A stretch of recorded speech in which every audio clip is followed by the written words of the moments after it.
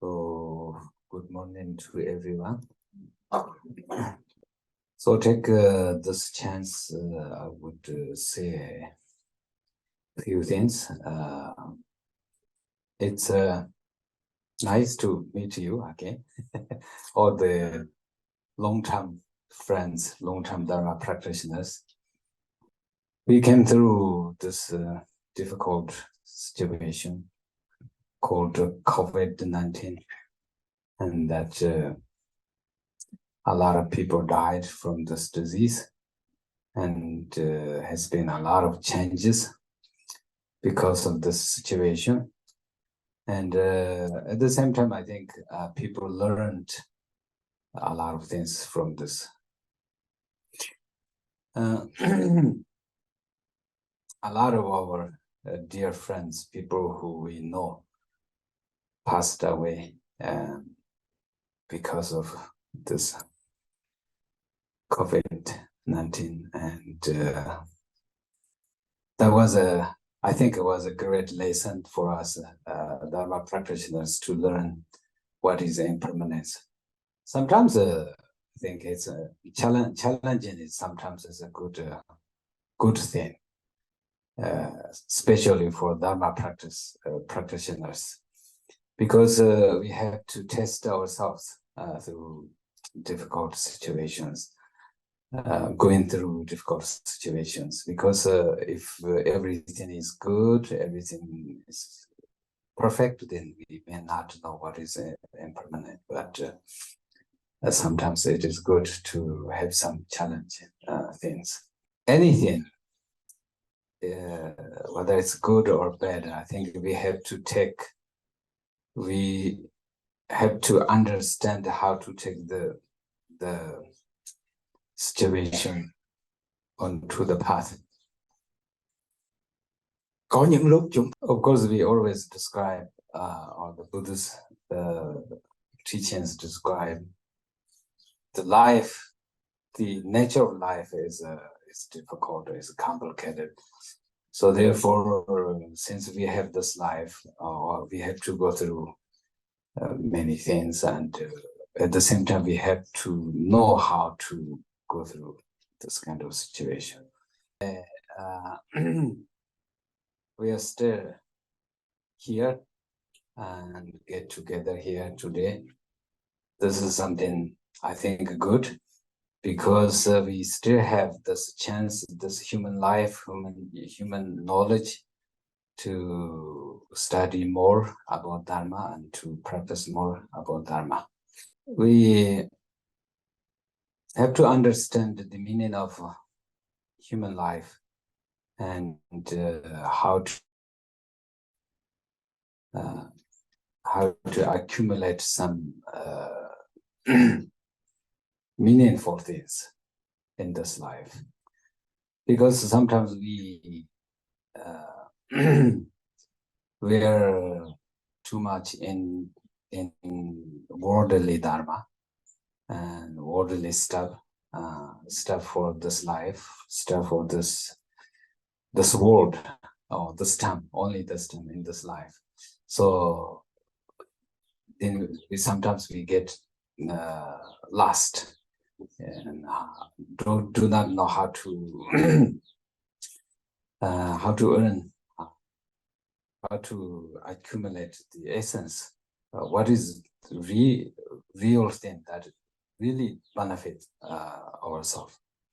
Because our nature or habitual tendency is like to be very busy, like to be hanging around, not to to use the time properly, correctly, but waste a lot of time. We have these emotions, negative emotions, and we always follow these negative emotions, and these negative emotions take us to the wrong path and wrong things and many difficult things. Dharma teaches us how to be peaceful and how to be really quiet, like internally, mentally, how to be peaceful and quiet. Peace is something in the mind. It's a part to the mind. So therefore, we need to work with our minds correctly and diligently. Great peace, or the nature of the mind, is free from not only these negative emotions, but also free from concepts, a lot of thoughts. Because our habit, a tendency, we always like to think something, and always the brain or your mind is always moving and always acting. So therefore, we are busy inside all the time. When we think something, of course, then there's always, we think something good or something bad, and follow that, happy or unhappy, or many things happen. So that is that takes away the peace in the mind, because we are not in that great the state of the peace. So therefore, sometimes it's very important, I think, and very necessary thing try to do is to make the mind empty to free the mind from all of these thoughts. It's of course, it takes exercises, it takes time, and to practice well the nature that is free from all kind of concepts or all kind of these thoughts. Therefore, we need to go through the fundamental, the foundation things for the Dharma practice. To believe, I think we have to start our Dharma practice from beginning, having faith into the Buddha and Buddha's wisdom and Buddha's teachings, Buddha's instructions. So therefore, studying about the Dharma by hearing, listening, by reading books, and using all kind of methods to study Dharma is, I think, very important. Of course, we understand this reality that the essence or the foundation, very important part for Dharma practice is to have a strong and pure believing in the Dharma. In order for us to be able to have that kind of understanding, that kind of believing, we have to spend some time and to study and to think carefully. This is how to start. This is how to have a good foundation for Dharma practice, and it's not that always thinking, oh, whether this is correct or not, or whether Dharma is good or bad, or whether the teachers are good or not. It's not something that we think in your entire life, but at the beginning, we have to think carefully and then to choose a correct thing that you think this is good or bad. And then from there, we have to go forward without regret. It's understandable that having pure and genuine faith, believing, is difficult, but it's not a good idea to hesitate entire your life, thinking maybe, oh, maybe not good, maybe good, maybe today you think this is good, tomorrow maybe this is not good. It's this is not a real faith, and this is not real wisdom. So therefore, we need to know how to have genuine faith, and how to develop, how to improve this devotion. The problem is ordinary people. Sometimes they forget the nature of devotion, faith. So therefore, sometimes, although they think they are like Dharma practitioners, but sometimes they do not know what is faith and what is devotion, and what is Dharma and what is not Dharma.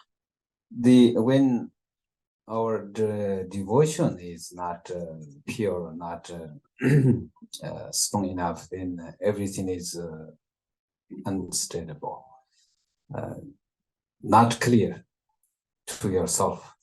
Sometimes we do not know what is one doing really, and sometimes we completely lost. Sometimes we are very confused. All of these problems because we do not have a pure devotion.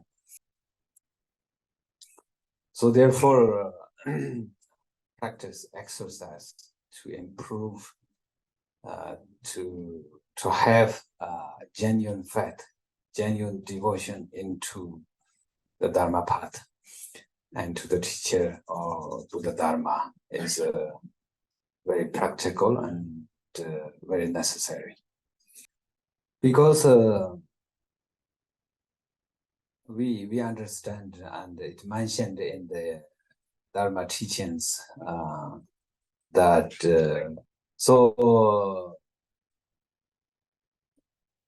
in the teachings of the Buddha, the importance of faith and devotion mentioned a lot. And faith is like a root, the seed. When there's no faith, no devotion, there's no hope, no result. So therefore, Buddha always teach people how to have the faith first, in order for the individuals to successfully being on the Dharma path. Dharma is a real path, and to practice Dharma, the real meaning of practicing Dharma is to accomplish the path, to really get benefit from this path. So therefore, to be on that path, of course, we have to have a good preparation, such as devotion and understanding. And then I believe in the Buddha Dharma is called faith. But there, of course, different levels of faith, different levels of devotion, and devotion, faith with faith and devotion developed by renunciation is the most correct way to have faith. Renunciation is understanding that understands the meaning, the nature of life, the nature of samsara, and it's also power that eliminate attachment to the world, to yourself, to everything that belongs to you. Of course, we understand ourselves very well, and we have experienced not easy to eliminate attachment. But this is the problem. Because of that problem, it's difficult to improve our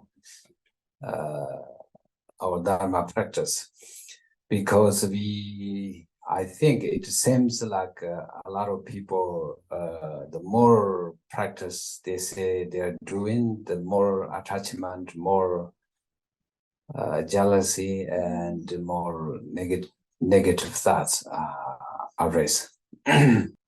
Therefore, it can be an obstacle for us to improve our Dharma practice. We have to understand the essence of Dharma, and Dharma is something that is free from attachment, and Dharma, because of that, Dharma has the nature, Dharma has the power to eliminate our negative thoughts. So therefore, to practice Dharma, the meaning of practicing Dharma, the use of the practice in Dharma is to eliminate all of these negative thoughts. So renunciation is something cannot be absent when we practice the Dharma. When we want to free oneself from samsara, because without renunciation there is no way to be free from samsara. Therefore, we understand samsara is complicated, is not easy to deal, but at the same time we have a lot of attachment and we have a lot of interest in samsara, and we have a lot of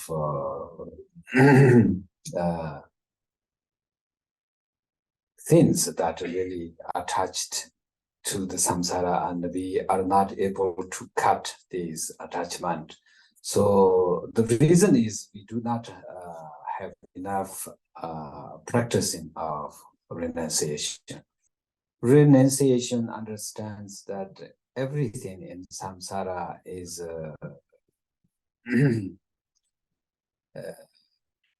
is a temporary thing.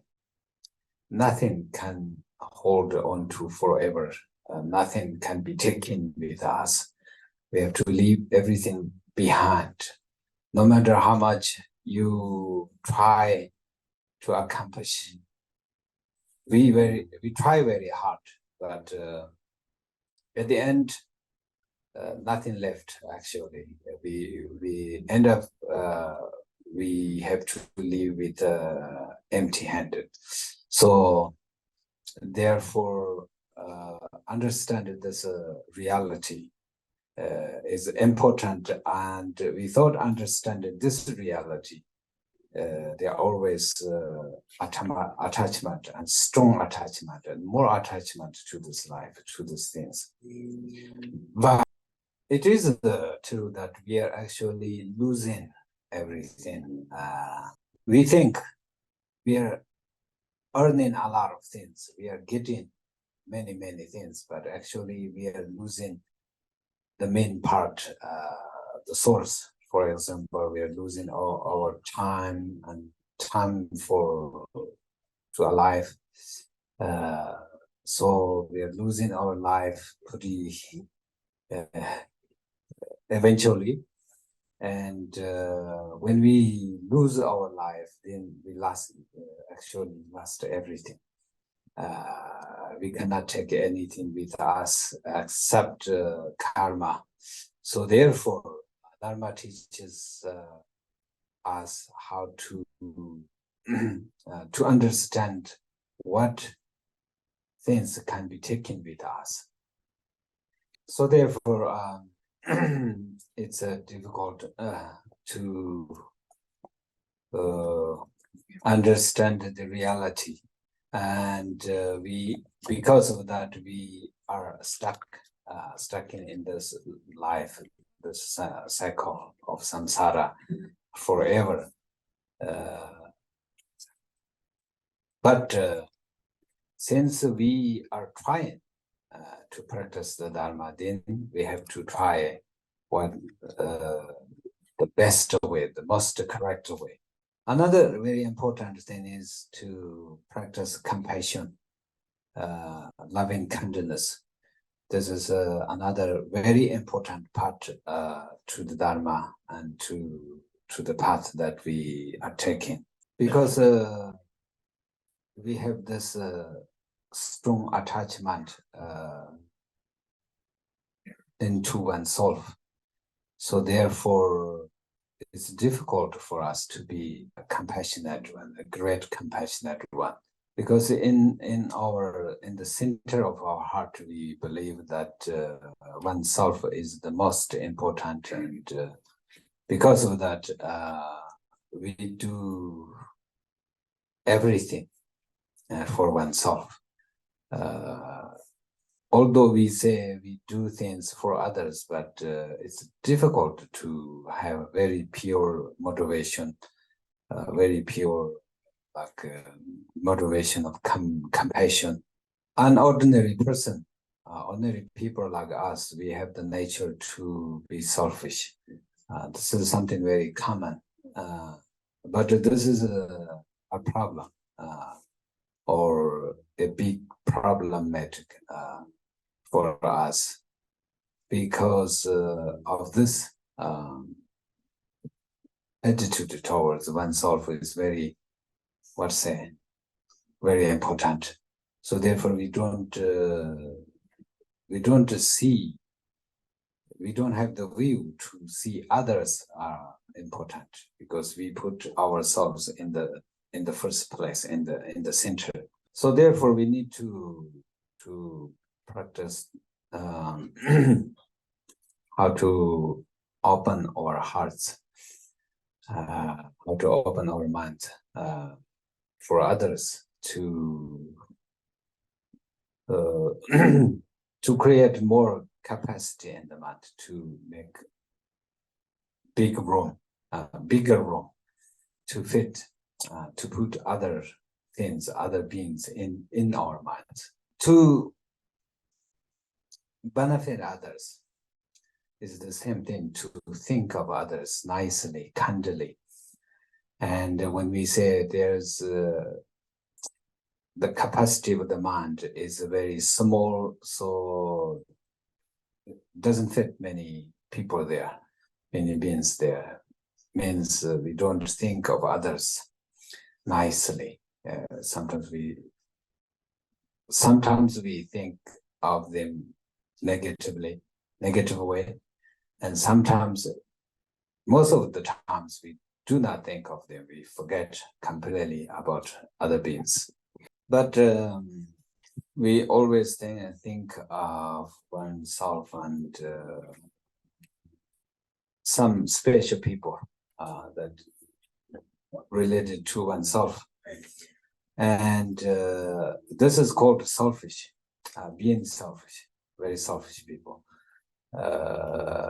But those who practice compassion and bodhicitta very well, they are equally thinking of everyone, all sentient beings. When we do not remember to think of others, and then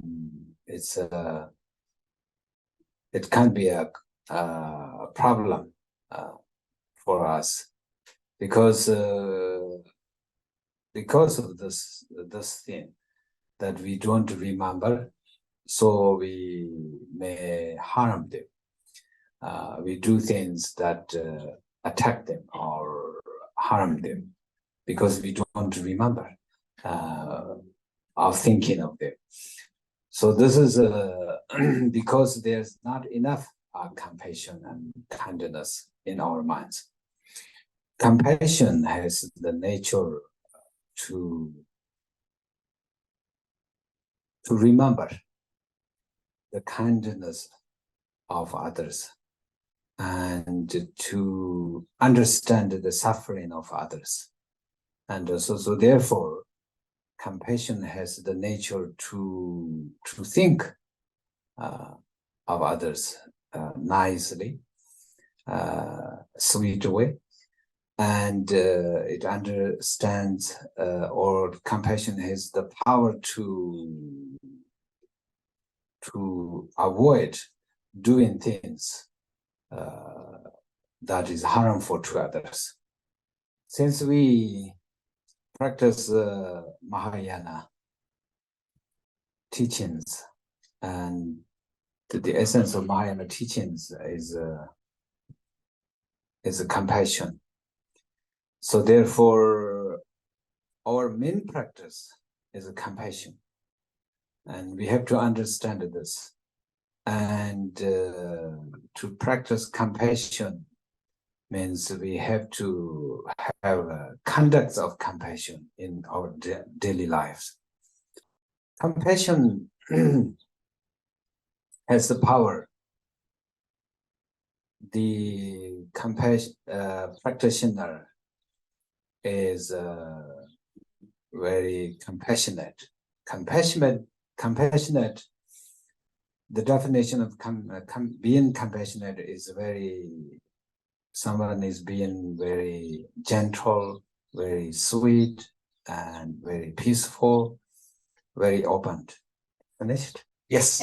Okay.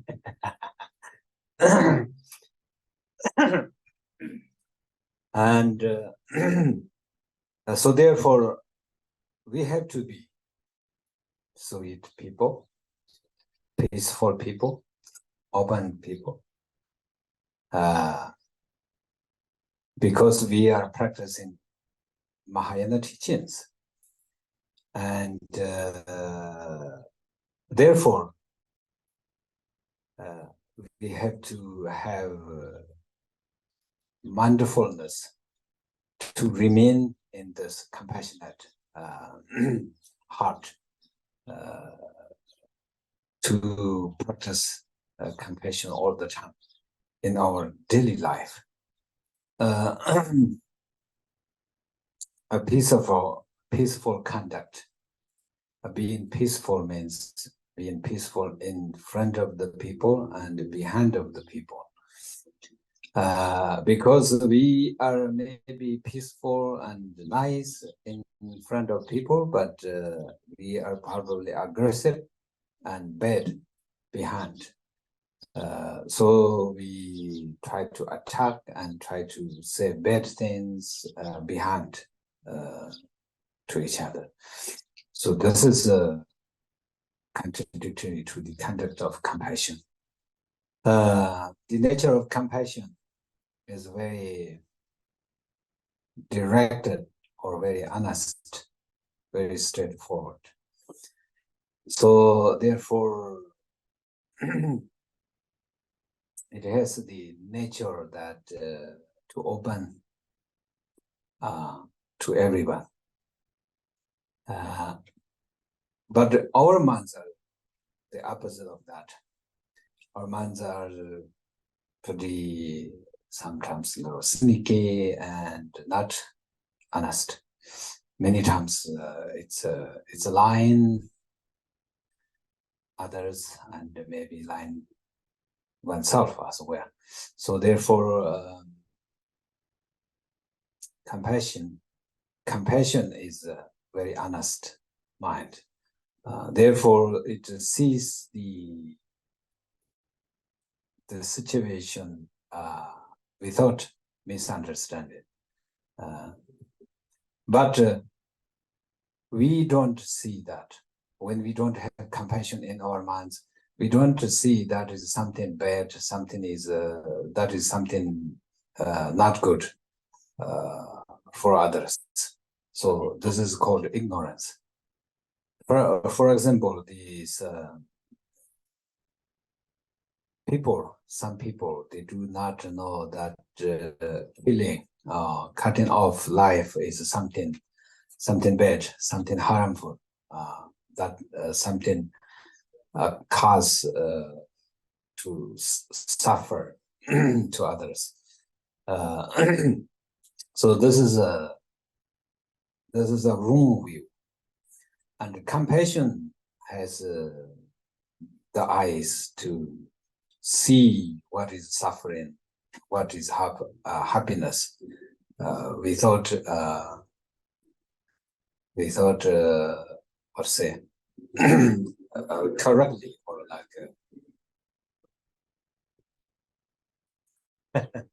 without misunderstanding. So therefore, loving kindness or compassion, all of these are very important practices. And without practicing these practices, then I think it's very difficult for us to accomplish anything in our life. But be in the same way, or maybe even worse. So we have to understand the essence of Dharma, or the meaning of Dharma practice. And so another reason, another use of practicing the Dharma is to be a better person. Using the Dharma using the power of the Dharma to make oneself a better person, more understanding. So therefore, we have to understand that we have to improve ourselves every day in our daily life. Improve oneself is more diligent, more compassionate, and a better person. Dharma has the power to to have a better nature, pure nature. In the Dharma teachings, sometimes it's called bad-natured people, which means people who are always easily up and down, easily get very excited and very angry and changing a lot in the moment, like very happy now, but unhappy in the next minute.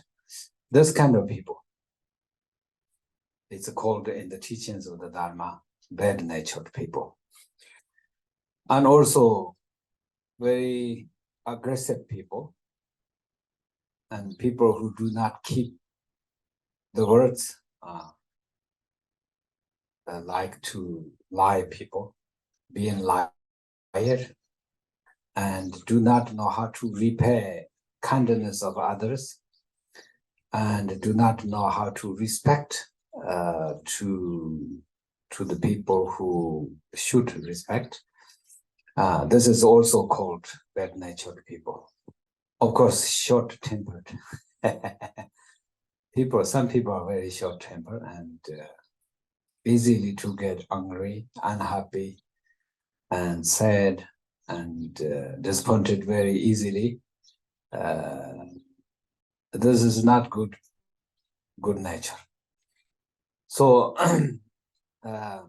so therefore, we need to practice compassion to be a better person, to have a large capacity in the mind, very large capacity, like the sky, like the space, to to be able to think all sentient beings, to fit in all sentient beings in the mind. Buddha's wisdom, Buddha's mind is bigger or larger than the space, something like that, because he practiced his compassion throughout many lives, countless years. So therefore, his compassion is like the sky. And we do not have this conduct to practice compassion very much. And although we try to do, we forget very easily. And we say compassion, and then next moment we forget completely, and we are in our emotions. Our duty is to show your compassion, your kindness through your conduct of your body, speech, mind, conduct of your daily life. It means to think of others kindly, out of your compassion, and to talk things because of your compassion, and to do things because to do things according to your compassion. When we are able to think of others, think of things because of our kindness, then we are able to talk nicely, and then we are able to do things good. We do not, we should not have a big mouth to say I am a great Dharma practitioner, I am a great compassionate person, I have a good wisdom or something like that. We have to be humble as much as possible in our daily life. Some people have the nature like to say things, to praise to oneself, and to think oneself is pretty qualified or something. But in the conduct of Bodhisattva, it doesn't allow us to be this way and to see oneself this way and to say things very, sort of praising way to oneself. So therefore, the great master Langzhi Tengpa said, whenever I am in the company of others, I will regard myself as the lowest among of all. And from the depth of my heart, cherish others as supreme. So it means we have to see, or we have to put oneself very simple place, humble position, and to respect others as much as one can, to respect others like bodhisattvas and the Buddhas. And because respecting others, all sentient beings, is the best way to improve our bodhicitta. It's the only way to practice bodhicitta. Because to accomplish enlightenment or Buddhahood, we have to respect Buddhas and sentient beings equally. Because if we don't respect Buddhas, the three jewels, there's no way for us to achieve Buddhahood. And the same thing, if there is no sentient beings, if we do not respect all sentient beings, there's no way to accomplish Buddhahood. So therefore, for the Mahayana practitioners, it is equally important. Like the Buddhas and all sentient beings are equally important. So I think I mentioned some important parts in our Dharma practice, and if I talk more, maybe you get more sleepy. Maybe translator maybe get lost. So now I think I stop here. Thank you. Please repeat after me. Those taking refuge in the three jewels. Namo Buddhaya. Namo Buddhaya. Namo Dharmaya. Namo Dhammaya. Namo Sanghaya. Namo Sanghaya. Namo Buddhaya. Namo Buddhaya. Namo Dharmaya. Namo Dhammaya. Namo Sanghaya. Namo Sanghaya. Namo Buddhaya. Namo Buddhaya. Namo Dharmaya. Namo Dhammaya. Namo Sanghaya. Namo Sanghaya. So thank you very much for Master here, the abbot here, the Sangha here, and they are always very kind, and I know we have known each other many years, so I'm happy that they are improving in like facilities, the temple. So I'm happy and rejoin that. I hope the members of this temple or people who have a karmic connection to this temple continually to support the activities of the temple. I always think that it is very beautiful, very very nice thing to support activities of the Dharma, because it is a great way to accumulate merit for oneself, and it is a great way to protect Dharma teachings. And then it's a lot of challenges. There are a lot of challenges to remain to maintain your life in this country. You have to work very hard. I understand that, but if there is any extra, if you have any chances to support Buddha Dharma, I think that is a great thing to do. It is not something that bad. It is something very good thing.